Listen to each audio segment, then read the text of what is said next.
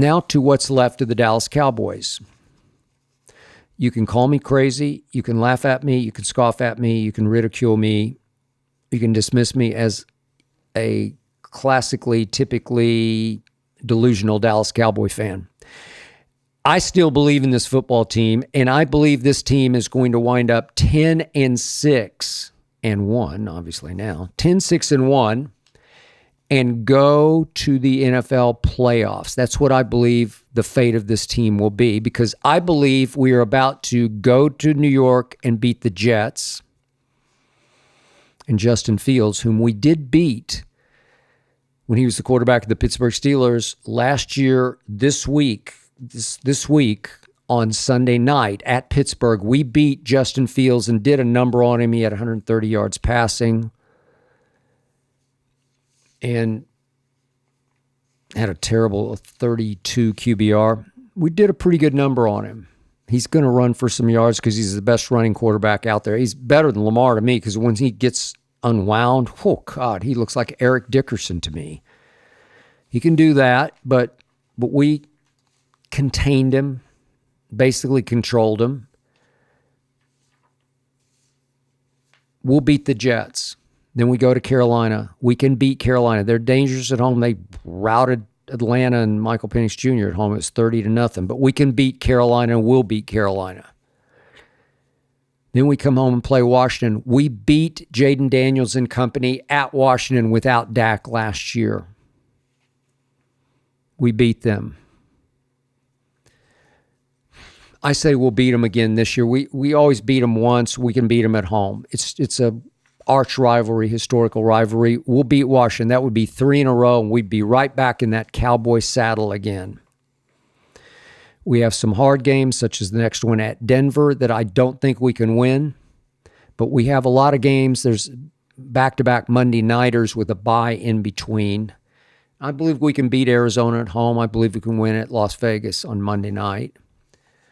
And there are a few other games, such as the Chargers game. We've beaten Justin Herbert, turned him to Sherbert, twice in his career already, and I believe we could beat him again at home. I'm just saying we can get to 10. Heck, we always figure out some way to beat Philadelphia one time, and I saw us lose 24-20 and hold the Philadelphia Eagles. I know they've struggled in some second halves before, but we held them to 3 points on a 58-yard field goal in the second half at Philly in the Thursday night opener. And CeeDee Lamb, of all people, my most trustworthy player, dropped 2 huge, great late throws, 2 big ones that could have, should have, would have won the game. CeeDee dropped 2 balls, 4 for the game, but 2 late that would have won that game. I'm convinced of it. We lost 24-20. I saw the defense do that. So when I think about my Dallas Cowboy defense, I've got Trevon Diggs and Deron Bland, and I know they're both beat up, but they've both led the league in interceptions, and they're both pretty good, maybe really good. And I know Malik Hooker hurt a toe or something the other night. I don't know what his status is going to be, but again, when he plays and Donovan Wilson plays, I'm pretty secure. At least I thought I was. I like both of them, and I think Wanye Thomas is pretty good. He blocked the kick the other night, the extra point that turned into 2 points for Dallas. And then this pass rush, I don't know what's wrong with it, because there's a lot that could be right with it. James Houston I think he's a force. I mentioned him earlier. I like him, play him more. Ezra Ruwaku, second-round pick. I've been raving about him since they picked him. I started to see flashes, number 41 the other night. Dante Fowler led Washington in sacks with 10.5 last year. I think he's got 6 or 7 in him. I think we'll see that. I saw Clowney flash a few times as they added him. Kenny Clark was a great pickup. He was the linchpin in that deal for Jerry Jones for Micah to play alongside Odigizua. They gave him a bunch of money in the offseason because he's worth it, and he can rush the passer up the middle. So can Kenny Clark. DeMarvion Overshown will eventually be the best player on this defense, and he's ahead of schedule, or so he says, to come back sooner than later. I don't know, couple, 3 weeks. Maybe he's going to give it a shot. Change life. Remember I said this, change life on this defense. This defense has to get better. Siobhan Revel, they stole him in the third round because he wrecked his knee. Should have been a first-round pick. He's due to come back sooner than later. I don't know. Maybe it's just Eberflub. I don't know. But the point is, there's too much firepower here. I didn't mention Sam Williams. He's got a little Micah in him occasionally. I see bursts and flashes. They're going to rise and they're going to shine and they're going to start taking the ball away. I still believe in the Dallas Cowboys defense long term. And I really believe in the offense.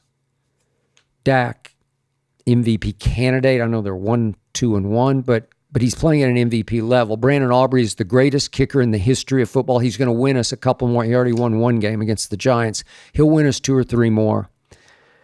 You saw what George Pickens can do without CD. CD will be back sooner than later and give us the most dynamic duo receiver out there. Little Turpin. He's got Tyreek speed. God bless Tyreek in his recovery. Jake Ferguson is dependable at tight end. He gets open. Dak trusts him, loves him. It's Javonte, revelation. He's now 4th in the league in yards per carry. He gives us bang for buck. My offensive line is deep and effective. That's all I can call it, is effective. You can throw in all the backups and we still compete in ways the defense doesn't, that I don't understand. But the offensive line, I still trust it, banged up as it might be. I still like my team. I still like my chances. I still like the Dallas Cowboys to go 10-6-1. Maybe to win a couple of games that you wouldn't expect them to win. And shut up